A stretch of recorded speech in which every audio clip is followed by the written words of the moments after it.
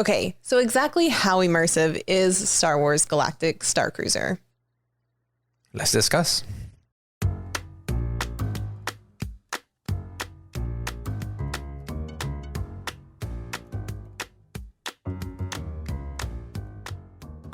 Welcome to Princess and Scoundrel, where we take you along our scrappily ever after from Fantasyland to Tatooine and everything in between. I'm Sarah. And I'm Steven.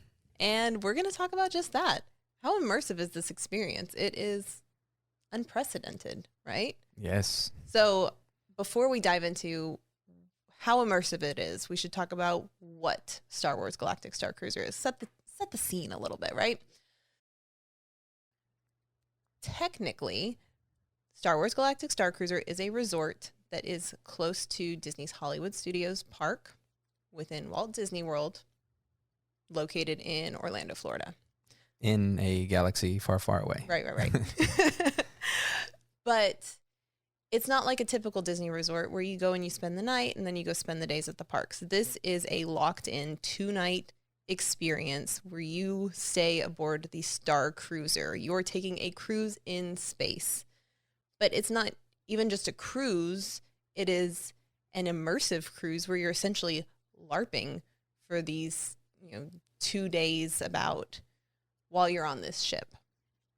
Disney's never done anything like this. So what we're trying to figure out is, what does that mean? So they haven't officially said LARPing, but they say immersive, live your own Star Wars story, those types of things. I have personally never LARPed or built a character or anything like that, but I know you have. You've played Dungeons and Dragons, or D&D, that's the cool way to say it, right? So what does it take? Because you put a ton of time into your character. I think it really, again, depends on how in-depth you want to go. Because you could kind of put together a story, or, in D&D, that particular, you could pick a favorite character, a superhero character, and follow that story. And, just kind of modify it to whatever game you're playing. But, building your character, you start building a backstory, and, if you had a troubled past and, a deep, dark secret, it plays into the character that you are now. And I think that's one of the things that Disney is kind of promoting, is to have you go as a character, but they're kind of letting you kind of go with it and become a character in this new Star Wars stories. Right. Like your own character, though. They're not saying play as Princess Leia. Oh, yeah. Or play as Han Solo. They're saying, no, you come up with your own character and come to this experience, and we're going to include you in this story. I think that's really neat. So I think, that's one of those things where this is a completely new story, if I'm not mistaken. Right. So you're gonna have 2 days of a completely new Star Wars story. That's your Star Wars story, or everybody that's attending, and you're gonna have your adventure within that Star Wars universe. I think I saw something where the Halcyon, the ship is what it's called, has been around for centuries. They're going to be doing some graphic novels about it. Okay. And how it has weaved into the Star Wars that we know. So original trilogy, prequel trilogy, even how it came to be.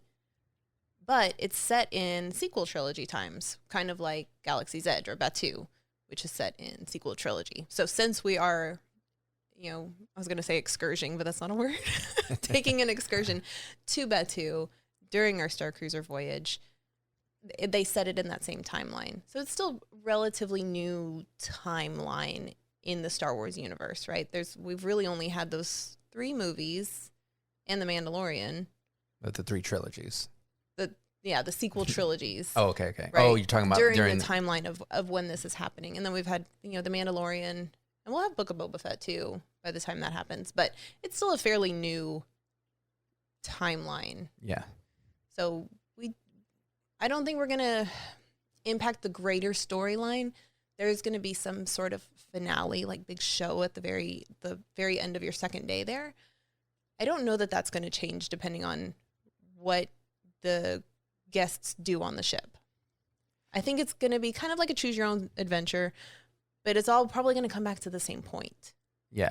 Or 2 points. Maybe there's like a good ending and a bad ending, but I wouldn't want to be on the ship when it's a bad ending, you know? I don't think they're going to have multiple endings. I think it's going to be one big finale, kind of the fireworks show type of thing. It has to be a happy ending. Well, I mean, it doesn't necessarily have to be a happy ending, but it's going to be one end. It's going to be an ending. Well, I don't think it's going to be like, well, the good side didn't prevail, so everybody to the brig. You know, I think it's going to be, there's going to be some resolution. Yeah. Oh, yeah. But yeah, I think the Halcyon story, the Starcruiser story, is going to be kind of parallel to the big overall, Skywalker saga. So, we may hit little points of, where we see Kylo and we're supposed in to the see story. So you kind of come into it, but we're like the Lego or the Phineas and Ferb episodes of Star Wars where they are in the Death Star and helping in some way. Right. Like it doesn't alter the course of the story, but kind of like Rogue One. Like why was there even this vent in the first place? Like we'll be involved with that small piece of it. Exactly. Right? But that's talking about the bigger story. What about like the story, like my personal story during that time? So I think that's where it's really interesting because they're telling us, make your own Star Wars story. And we keep saying like us, and we are going on one of the first voyages. Yes. So we are in the thick of building our characters and our costuming and all this fun stuff. So I think that's why we're both really excited to talk we're like about the this test group right now. It feels like we're a test group. We don't know like what it's going to be before no us. idea. So this is all kind of speculation and just little tidbits that we've heard and we've seen so far. But they're telling us live your own Star Wars story. They're telling us come up with a character. And from what we've seen, they might ask you, well, what brings you aboard Starcruiser, the Halcyon, as they're calling it. So we mentioned the Halcyon, but Halcyon is the name of the ship that is run by the Chandrila Star Line. So Galactic Starcruiser is kind of the generic term for it, but technically the name of the ship is the Halcyon. Like the Titanic. Yeah. Okay. So what are you doing on the Halcyon? What brings you here? Are you just vacationing? Maybe you needed to get to Batuu for a very important reason. What is it? What are you doing here? So you can really come up with whatever background you want. Now, I'm a travel agent, so my backstory may be that I help negotiate travel for high-profile people in the galaxy. Okay. I might just like take the truth and spin it a little bit. I don't know. I haven't decided completely what my story is going to be, but I get to pick. Yeah. I don't have the only thing that I think they really kind of guide you towards is you can pick a side. Like you could support the Resistance or you could support the First Order or you could be a scoundrel and support yourself. And I think that is more on the Disney Play app portion of it, right? Yeah. So they're going to be not relying heavily, but there's going to be a lot of it that involves that data pad. I think it will be pretty heavy on it because they're encouraging everybody to have their own data pad or phone or iPad or something that has Wi-Fi capabilities because you're going to have your own personalized itinerary on there. And it seems like these characters that are part of this story are going to be messaging you on there and asking you to do things for them. You're going to get texts from like Chewbacca or something. Oh, really? I don't know if it's from Chewbacca, but you're going to be getting like messages that you then interact. So are those going to be, do you think, unique messages for our group, or is it your guest number 32 and guest number 32 always gets this message? Well, I guess that really depends though, because what if guest 32 is not a participant? And that's kind of talking. Or what if guest 32 is like our 2-year-old? Yeah. And it's supposed to be like the big, like the one that puts you into hyperdrive. Yeah. I think what they're going to do is they're really going to gauge how much you're interacting and participating in the story points, because there's going to be people like us that are really into this and they really want to get involved and do all the things and take part in all the stories and see everything there is to see.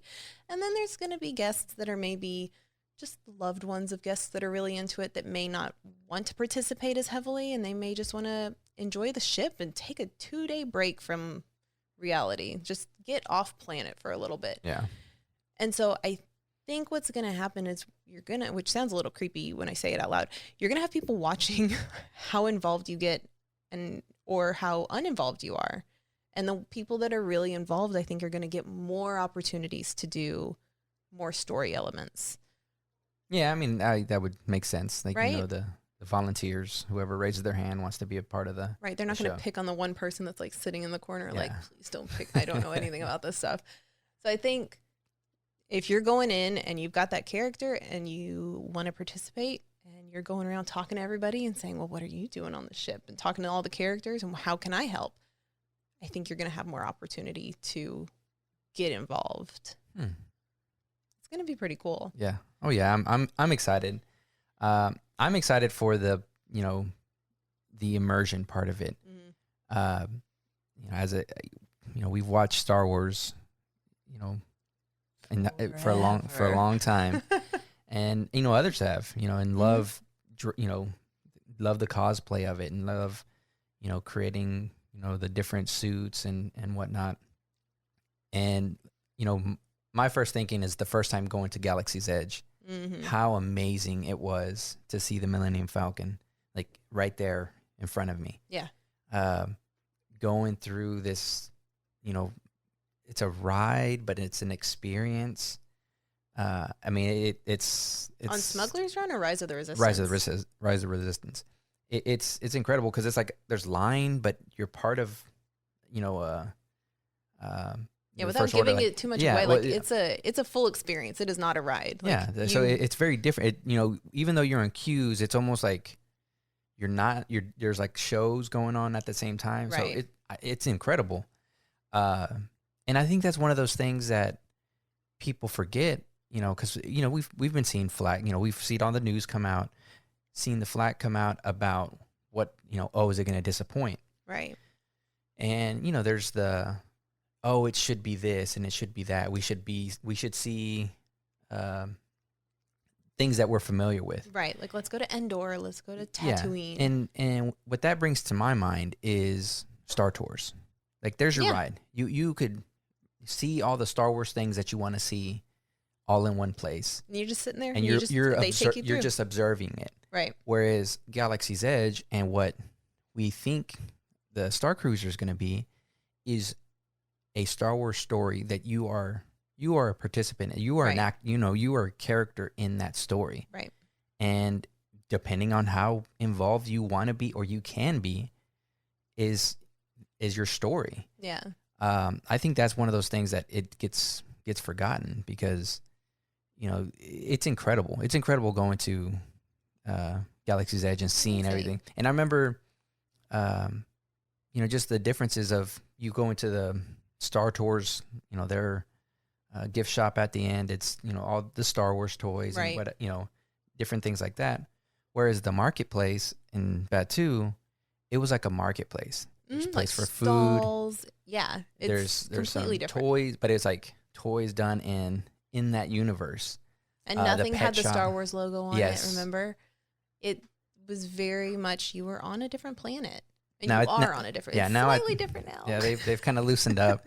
But even the cast members, they used to, Bright Suns and, till the Spire. Like, it was they wouldn't tell you it's $6. They would say it's 6 credits. Yeah. But I think you bring a really good point up, is that Star Tours is a ride that is within Hollywood Studios. It's just a ride. You just go and you participate and you see things. Galaxy's Edge puts you a little bit more into the galaxy of Star Wars. Smuggler's Run, you're actually going through the Millennium Falcon. You have a story and you're trying to smuggle coaxium for Hondo, right? Yeah. Rise of Resistance, without giving it too much away, like, you're part of the Resistance and you've got a little story that you've got going along with that. This just like takes all of that and just next level. I think it's beyond. Like, you are in Star Wars. You are a character in Star Wars with this. Like, lifelong dream fulfilled. That's what this is going to be. And I think what you're saying too about how Galaxy's Edge in the beginning, like, they wouldn't say dollars and they would say bright suns and all of these things. I think that level of immersion is what you're going to see forever in Starcruiser. Yes, I would agree. I don't think they're going to break Yeah. character in Starcruiser unless it's something really bad where it's like, I'm having a heart attack. And they're like, let us call an ambulance. Yes. So, yeah, I mean, I believe that's what it's going to be. I believe that it's going to be an experience. And, you know, talking about experiences, you know, we've seen the little tidbits of, you know, the lightsaber training and other activities that you're going to be able to do. And we've seen kind of,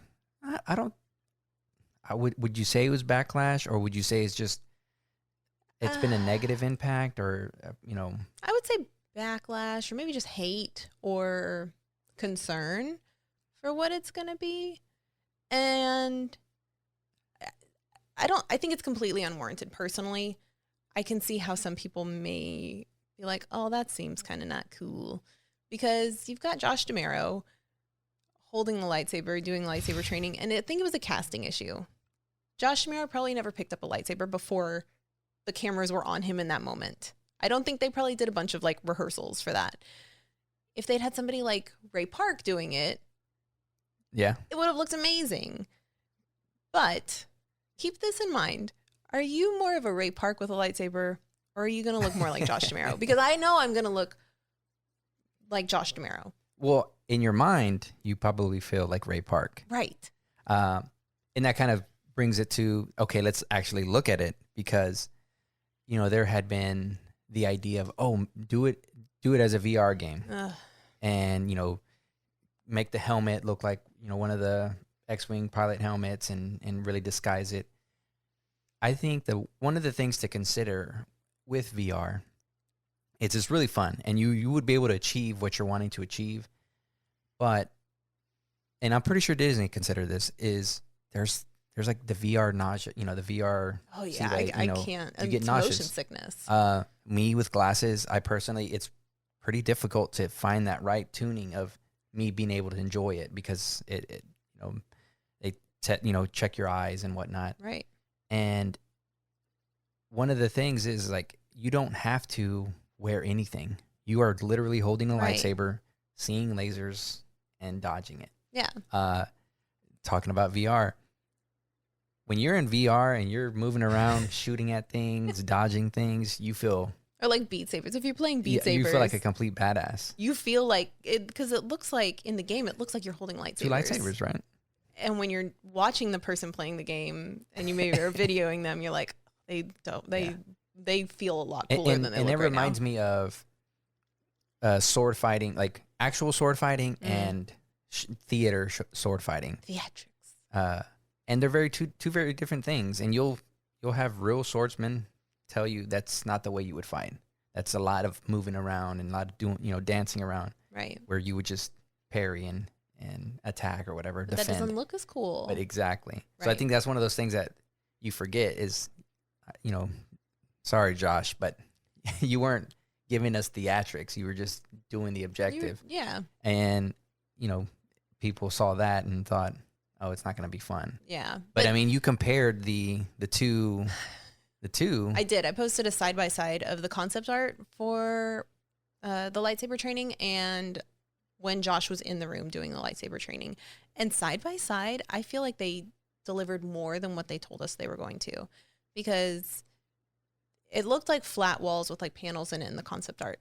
In the real life look with Josh, the walls are concave. They have really cool panels. The lighting is real dim. And it's got like a blue hue in the room, and it felt very intimate, which I think is really neat.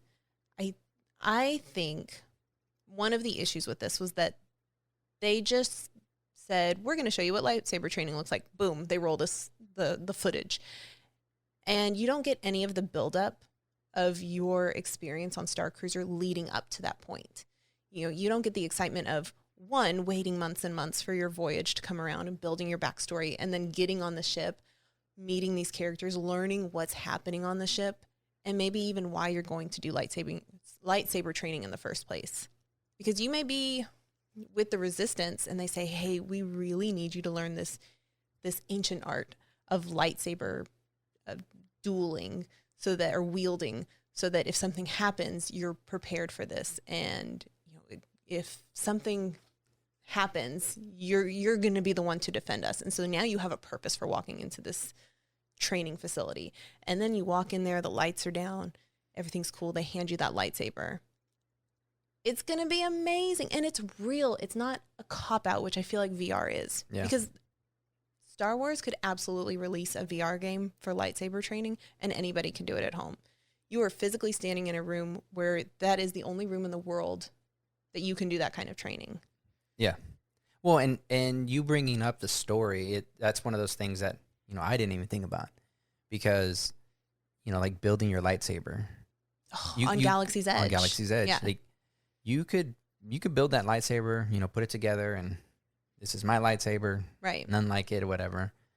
But there is an experience that goes along with it that is an amazing experience. There's a story there. There's a story there. So I think that's really the part that you're paying for, not really the building the custom part. lightsaber, right? The custom lightsaber. Yeah. So yeah, I think that's something to make sure to remember is there's story there that we're not going to just get anywhere. We won't see until we get there. Yeah. There and we're doing it. And I think that goes for all of these sneak peeks that we've seen so far. Josh doing lightsaber training, or the kid from the Goldbergs doing bridge training, or going into Sublight Lounge and meeting Gaia. You're seeing some of the coolest elements of this experience without any lead up to it. And so anything taken out of context, I think you're kind of like, well, that's not what I was expecting. But if you're traveling down this road and then you finally get to that point and you're like, oh yeah, that's real cool, versus you just see a picture of that at the beginning of this road, you're like, oh, no, I don't know how I feel about it. I think once you're in there, you're experiencing everything as it comes. Each one of those things is going to be super fun. Yeah. Now, though, we compare the lightsaber training. What about the bridge? The concept art on that compared to the little angles that we've seen, yeah, they do look vastly different. They do. I think the big glaring missing thing is that hologram in the middle. And yeah, there's like a huge station in the middle that's a hologram. I kind of think they have shot around it so we don't see that until we actually get there. I think you're right. I don't know. I mean, if it's not there, that might be disappointing, but I don't see why they wouldn't have some kind of Pepper's Ghost or, hologram somewhere. They have because to. they have it on Rise. On Rise. Yeah. So I think they will, and I think you're right. I think they've been very, very selective about the shots that they've shown so far, because even when they showed the one of the actor from the Goldbergs putting it into hyperdrive, when it's showing his face from this direction, basically from the window direction looking back, there's like a black curtain behind him. So they've covered some of the ship so that you don't see it yet. Well, and you even caught, we're going, we're picking apart this Christmas special. It was 3 minutes, not even. But you picked apart that when they were walking and he walked into when they were in the hallway and he gets drawn into the Sublight Lounge. It was a different floor from the Sublight Lounge. He's actually walking into the bathrooms. And that's because you scoured the map. Yeah, we've just devoured every piece of content that we can get on this. But I think they did that partly because that's a finished hallway that they were able to utilize without giving too much away. Yeah, and I think that's a main hallway. Right. So we don't know. There's concept art of the actual hallways to the rooms. How different that's going to be. Right. So. But concept art is always let's shoot for the stars. Absolutely. I mean, I think that's where you get, the architect and the actual, the architect's construction. No. That's not what that was in my head. No, we can't do that. So it's, I think it's one of those things that people forget that there's a lot that goes into it. And they've also got to entertain the really nerdy Star Wars person, the person that knows every. You mean you? Well, detail. There's people beyond us that know species and planets and all. Exactly. And you've got to cater to that person, and then cater to a person that has watched it before, knows of a character, but calls Grogu Baby Yoda. Yeah. And it's got to hit everybody, and And everybody kids has to too. be able to enjoy it. Yeah. Because I think when you look at, like, going back to the bridge training, some of the backlash has been that it's too simplified and that it's like an 80s arcade in there. But not everybody going into this experience is going to be a gamer and know how to do it. When you and I ride Millennium Falcon Smugglers Run together, you're always yelling at me, go left. I'm like, I think I am. And I know I'm going to have fun, even if I wreck the ship and we all go down on the Halcyon. I'm going to have a good time on the bridge. But you have to play to that common denominator, and you have to play to a huge range of people, because that's the great thing about Star Wars, is that everyone can love it, and Star Wars is for everybody. It is for the people that grew up with it in the 70s, and it is for the kids that are growing up with it now. Yep. And I think that's something really important to keep in mind, is just because you've loved it longer does not mean that it is yours. Yeah. Star Wars is for everybody. Yeah. Well, and I think on that, you know, you have the original trilogy. People loved it. And then when the prequels came out, had, you know, such distaste for it that they everything was wrong with it. It was new and different, and it was a change. Yes. And now we have the sequel trilogy, and people can't stand it, but they love the prequels. Yeah, now they the didn't prequels understand are coming the original, but the prequels were the best. You need to watch those first. But you know, the generation now falling in love with the sequels, you know, this is their way of having Star Wars. Yeah, this is their connection. And us going to Starcruiser is now even more people are able to enjoy Star Wars in some way. Because say you didn't watch any of the movies, you know, you're just a participant, you just want to come see, but you are able to really fall in love with Star Wars. You know, my thinking is, you know, we're going to take our son. Right. And we're taking both our kids. Taking both our kids. The little one's a little too little.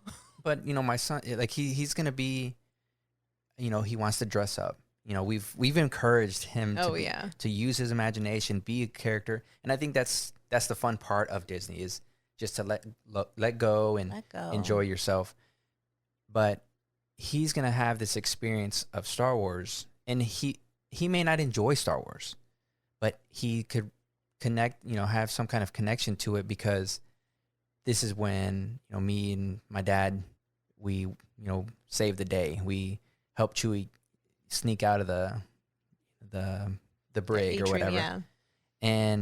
But that's another connection. And I think that's something that you forget, is it's an experience that it doesn't necessarily have to be Star Wars. It could be just you hanging out with your friends, having it, because everybody there is going to be pretty like-minded. If you're going there, especially right now, it's because you love Star Wars. Right. So you're going to meet new people. You're going to, you know, be hanging out at the lounge, you know, Sublight Lounge, and having some cocktails and hanging out, talking to maybe aliens with, you know. How cool will that be? And that's the other thing, is that this is a really intimate experience, because there's only 100 rooms on board. So there's probably like 350, 400 people that you're going to be experiencing this with. So it's truly a shared experience with a small group of people. We will walk away with good friends, knowing that we've survived whatever this story is together. Well, I mean, and that, it kind of reminds me of, you know, being part of, you know, like the Droid Builders Club. You know, there's smaller groups, you know, that we have a very common interest of, you know, building droids or loving Star Wars, and you start to know each other, even if it's not just in passing. Right. You're like, oh yeah, I know that droid because it was, you know, over here. I know that droid. Yeah. Well, and I relate to it because you know, I'm in that world. Right. But that's the same thing. If we go and there's somebody with a really awesome costume, and it's gonna be memorable, and everybody's gonna be like, oh my gosh, look at this, you know, costume, and you're gonna remember it, and then, you know, people will be posting about it and talking about it, and it was just some guests that really loved, you know, Star Wars, and they know a great seamstress, and created this awesome costume. That's a really difficult thing to say. But yeah, I think you're right. It is what you put into it. If you want to go crazy with making custom costumes and coming up with a full backstory from like where you were born and if your parents are still around and your education and all of these things, you can do that. And it is so cool. Yeah. You can have a reason for being there. You can, if you're going with a group of friends, you can absolutely turn on all of them and sell them out if you wanted. You can just go as deep into this experience as you want to, because this is your chance to be in Star Wars. This is your moment. So if you want to go do all those things, if you want to participate in absolutely every piece that you can, do it. And like, this is it. I will say though, something that we have learned, I've had to learn very much over and over and over again on our Disney vacations, is there's going to be so much to do on Starcruiser. You're going to have an itinerary. You're going to get to experience almost everything, but there may be story elements that are going on the opposite side of the ship from where you are. And that's okay. That is okay. Because you're not going to be able to experience absolutely every single thing. You're not going to be able to see everything or eat everything or drink all of the drinks. Maybe you can, and I'm impressed. But it's unlikely that you're going to be able to have the exact same experience as everybody on there. I've had to learn this over the course of our many Disney trips over the years, because at Disney parks, there's so much to do. There's rides, there's parades, there's attractions, there's meet and greets, there's shows, there's food. You can't do it all. You can't do it all in one day. You can't do it all in one trip. There's just you could try. Much. You can try, but you can't. You can't sit there and take in the small details if you're running between rides or you're drinking your way around the world. Yeah. You just can't do it. And so I think for me, one of the things that I have, like I said, learned over and over again is to just let it be. Just experience things as they're happening. Go prepared, but also don't expect to do everything. Just go and have a good time. See where the story takes you and enjoy it. And I think that's how you're going to get the most out of this, is if you just go in and you say, this is going to be the coolest experience of my life, but I am just going to see where the space winds take me and go along with it. Because if you're like, I have to see every single piece of merch that they have, I have to look for clues everywhere, then you're going to be missing out on some other cool things. Yeah. Like just know that you're not going to be able to experience it all, which it's frustrating. I don't know if it's going to be where you're missing things, because again, like, you're going to have the itinerary, so you're going to do, I'm assuming everybody gets to do lightsaber training and bridge train, like play sabacc. But I think what you pointed out was, if there's something going on in the bridge and you are in the sublight lounge, it's a moving, it's a story. Mm-hmm. So they're not gonna stop it kind of like a cavalcade. You may not get the beginning part of it, but you could hop in on the end of it and see who it was or whatever. Right. So I think that's something to remember, it's not all 300, 400 people. Everybody to the atrium, please. Yeah. We have something to say. Yeah. Or like over the speakers. So they're just letting us kind of live through that ship, and then things are going to happen kind of flash mob style. Oh my gosh. You're dating us now. Yeah. But yeah, I think that's the important piece, is just go have fun. Just go be a kid, because that's what this experience is really for. That's what Disney is all about. And Star Wars. Star Wars is for kids. Disney is for kids. That doesn't mean that it's for young humans. That means go be a kid yourself. Yeah. Just go experience it, and just, let the experiences come to you too. Just go have a good time. Yeah. It's going to be great. So I think, yes, if you're into it, build a character, come up with cool costumes, just get excited for it, and just be active, participate, and you're going to have a great time. Yeah. Right? I agree. All right. I think that's the end of that discussion. So let's move to the spotlight. So the spotlight section is where we highlight creators and small businesses that we love. And our very first spotlight is on probably one of the most important ones, which is the Dano channel on YouTube. He creates videos on Star Wars toys, Galaxy's Edge, Galactic Starcruiser. I've been in a handful of his videos about Galactic Starcruiser, actually, and he is a really big inspiration for why we're even sitting here doing this podcast. I think he kind of made being on YouTube and putting yourself out there in that kind of way not so scary. Star Wars and Disney are stuff that we love talking about, and so we're like, we could do this. We talk about this stuff anyway. Let's just do it. But Dano is a fantastic person. He is really passionate and very positive about the Star Wars community in general. So absolutely go check out his channel. We will put his link to his YouTube channel in the description. If you enjoy this episode or learn something new, you can catch new episodes anywhere you listen to podcasts or watch us on YouTube at Princess and Scoundrel. By the way, your support is huge for helping us reach more people, so please consider liking, commenting, subscribing, and following along for future episodes. Until next time.